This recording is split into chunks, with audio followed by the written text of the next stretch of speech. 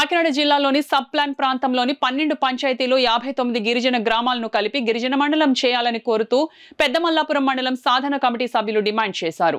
ఈ మేరకు శుక్రవారం డిఆర్ఓ వెంకట్రావును కలిసి వారు వినతిపత్రం అందజేశారు. ఈ సందర్భంగా పెద్దమల్లాపురం మండల సాధన కమిటీ సభ్యులు జర్తా ముసలయ్య, సిపిఎం జిల్లా కమిటీ సభ్యులు ఎం రాజశేఖర్లు మాట్లాడుతూ గతంలో చంద్రబాబు ముఖ్యమంత్రిగా ఉన్నప్పుడు పెద్దమల్లాపురం మండలం హామీ ఇచ్చారని, ప్రభుత్వం ఇప్పుడు నూతన మండలాలు, జిల్లాలు ఏర్పాటు చేయడానికి కమిటీ ఏర్పాటు చేసిన నేపథ్యంలో శనివారం జిల్లా పర్యటనకు విచ్చేస్తున్న సీఎం చంద్రబాబు పెద్దమల్లాపురం మండలం ప్రకటన చేయాలని కోరారు.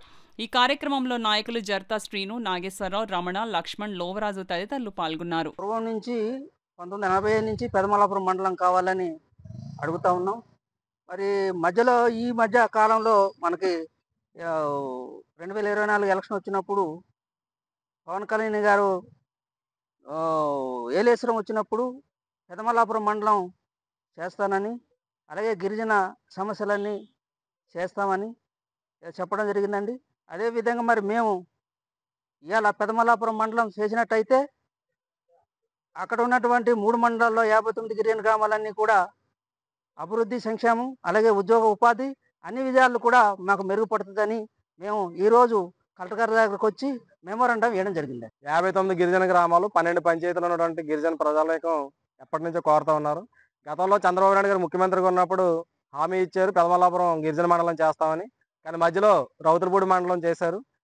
డిప్యూటీ సీఎంగా ఉన్నటువంటి పవన్ కళ్యాణ్ గారు కూడా ఎలక్షన్ ముందు ఈ గిరిజన గ్రామాలన్నింటినీ కలిపి పెద్దమల్లాపురం మండలం చేస్తా అన్నారు. కానీ ఇప్పటి వరకు దాని మీద ఏమీ పెదవిప్పడం లేదు. ప్రభుత్వం అఫీషియల్గా ఇప్పుడు మండలాలు, జిల్లాలు ఏర్పాటు చేసేటువంటి ప్రాసెస్ని తీసుకొచ్చింది కాబట్టి ఇప్పుడైనా 59 గిరిజన గ్రామాలు ఏవైతే ఉన్నాయో ప్రత్తిపాడు, శంఖవరం, రౌతులపూడి, ఏలేశ్వరం, కోటనందూరు మండలంలో ఉన్నటువంటి 59 గిరిజన గ్రామాలతో పెద్దమల్లాపురం మండలం ఏర్పాటు చేయాలని చెప్పి ఈరోజు డిఆర్ఓ గారికి మెమోరాండం ఇవ్వడం జరిగింది. ఇప్పటికే గతంలో ప్రపంచ ఆదివాసీ దినోత్సవం సందర్భంగా వచ్చినటువంటి ట్రైనింగ్ కలెక్టర్ గారి ద్వారా కలెక్టర్ గారికి మెమోరాండం పంపించడం జరిగింది.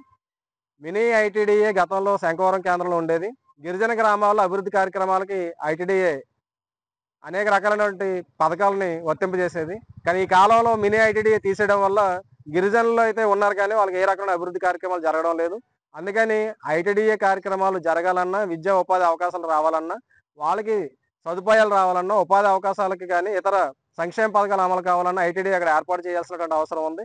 అందుకని ఖచ్చితంగా మినీ ఐటీడీఏ శంఖవరం కాకుండా ఇప్పుడు పెద్దమల్లాపురం మండలం చేస్తే అక్కడ అభివృద్ధి చేయడానికి అవకాశం ఉంటుంది. కాబట్టి ప్రభుత్వం తక్షణం దీని మీద చర్యలు తీసుకోవాలని చెప్పి మేము కోరుతా ఉన్నాం.